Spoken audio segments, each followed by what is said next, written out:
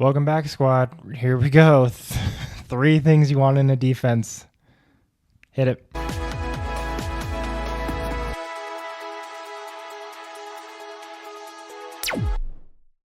We'll see how this goes. Three things you want in defense. Let's just roll it. God. Okay. First thing, good matchups. Obviously, right? Like you want a good matchup.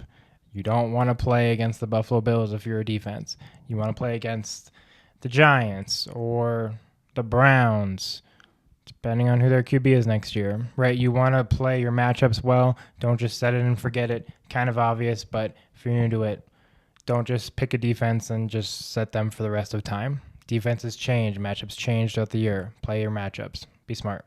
Number 2, takeaways. You want a defense who takes the ball away from the other team. That was the weirdest way I could have said that. You want a team that gets takeaways, that gets turnovers. Jesus. I'm going to read you the top 5 teams in turnovers per game. Philly, Minnesota, Pittsburgh, Buffalo, Houston. So you want a team that forces turnovers. Number 1 was the Broncos. Interesting. Kind of thought they were terrible at the end. Denver was still 10th in takeaways.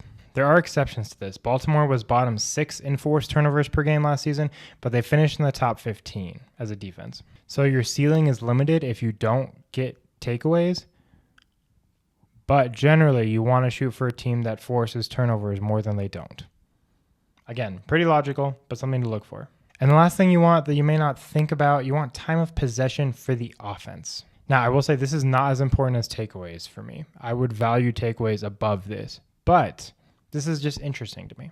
The Eagles led in average time of possession last season with over 32 minutes a game, right? Makes sense. They run the ball a lot. They're a slow-moving team. They like to drain the clock.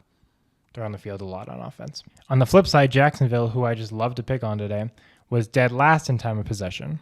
They had about 27 minutes, so 5 minutes less, which is kind of crazy. It's that small of a difference from first to worst. Now, some defenses are elite enough that when they're on the field a lot, it doesn't super matter because they're going to get sacks, takeaways, fumbles, picks, all that good stuff.